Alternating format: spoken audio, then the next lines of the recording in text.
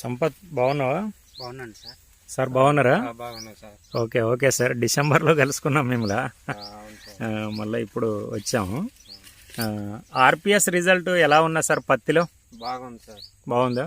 అంటే పత్తిలో విత్తన శుద్ధి చేశారు మీరు? విత్తన శుద్ధి చేశారు. ఒకసారి అడుగులో వేసారా సార్? సంపత్ ఎలా అనిపిస్తుంది మీకు పత్తి? పోయిన సంవత్సరానికి ఈ సంవత్సరానికి తేడా ఏం కనిపించారు? బాగుంది సార్, చాలా బాగుంది. కాయ సైజు కానీ గూడ కానీ బాగా, క్వాలిటీ కూడా బాగుంది సార్. అంతేనా? కాయ సైజు చూడండి. పత్తి మొత్తం నీ హైట్ పెరిగింది అంత సంపత్? నా హైట్ ఉందండి. బాగుంది సార్. ఓకే ఓకే, ఇదంతా మొత్తం పత్తి ఆర్పిఎస్ తోటి విత్తన శుద్ధి చేసి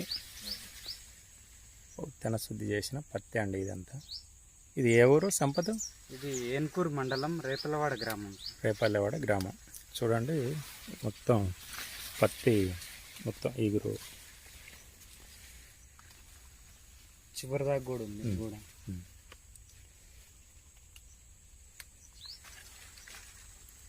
ఈ వరి పొలం కూడా. ఓకే,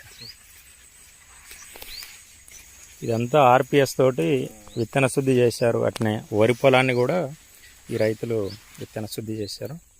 ఇదంతా ఆర్పిఎస్ రిజల్ట్. చూడండి క్రాపు